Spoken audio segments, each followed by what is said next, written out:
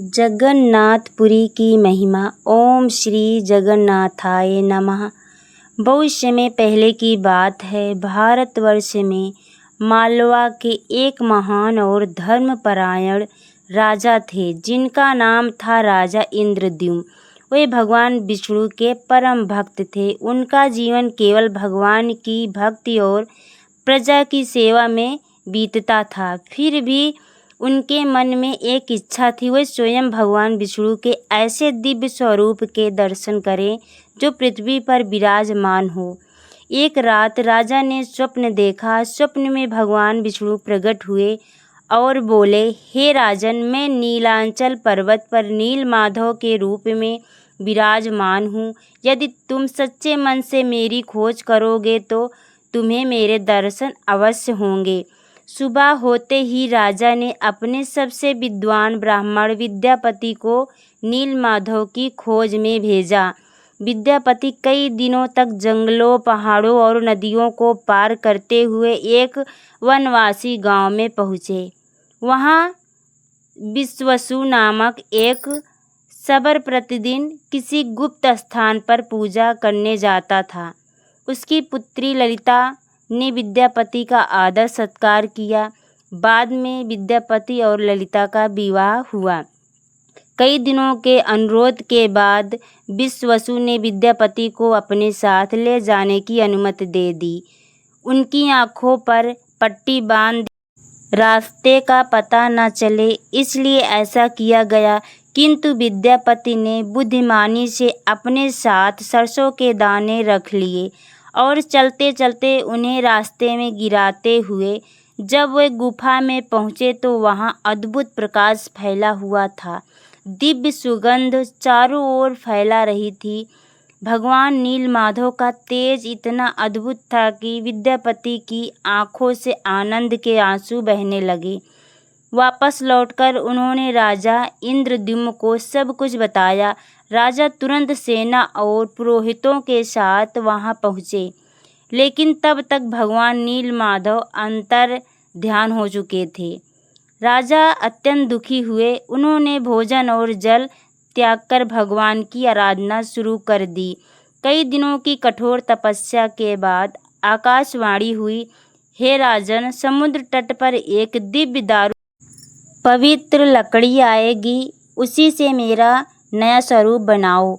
कुछ दिनों बाद समुद्र की लहरों के साथ एक विशाल दिव्य लकड़ी तट पर आकर रुक गई। हजारों लोगों ने उसे उठाने की कोशिश की पर कोई सफल नहीं हुआ। तब राजा ने भगवान का स्मरण किया। तभी वह लकड़ी सहज ही उठ गई और मंदिर निर्माण स्थल तक पहुंचा दी गई। उसी समय एक वृद्ध बढ़ई राज दरबार में आया। उसने कहा, मैं इस मूर्तियों का निर्माण कर सकता हूँ, लेकिन मेरी एक शर्त है। मुझे 21 दिनों तक एकांत में काम करने दिया जाए। कोई भी दरवाज़ा नहीं खोलेगा। राजा ने शर्त स्वीकार कर ली। कई दिनों तक भीतर से औजारों की आवाज़ आती रही, फिर अचानक आवाज़ आनी बंद हो गई। रानी चिंतित हो उठी। उन्हें लगा कि कहीं बढ़ई को कुछ हो ना गया हो। उन्होंने राजा से दरवाज़ा खोलने का आग्रह किया। राजा ने अधीर होकर दरवाज़ा खुलवा दिया। जैसे ही द्वार खुला, वृद्ध बढ़ई वहाँ नहीं था।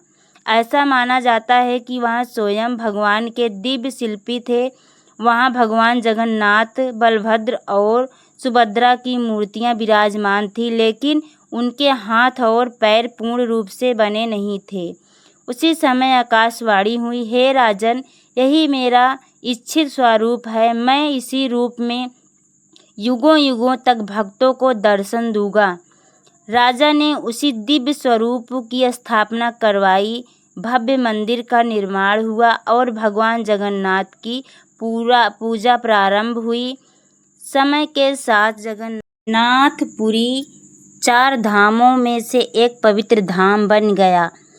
यहाँ प्रतिवर्ष निकलने वाली रथ यात्रा विश्व भर में प्रसिद्ध है। भगवान जगन्नाथ, बलभद्र और सुभद्रा अपने अपने विशाल रथों पर विराजमान होकर भक्तों को दर्शन देते हैं। लाखों श्रद्धालु रस्सी खींचते हैं और इसे महान पुण्य का कार्य मानते हैं। मंदिर की रसोई भी अद्भुत मानी जाती है। यहाँ प्रतिदिन हजारों श्रद्धालुओं के लिए महाप्रसाद बनता है। भक्तों की संख्या चाहे जितनी हो, परंपरा के अनुसार महाप्रसाद सभी को मिल जाता है।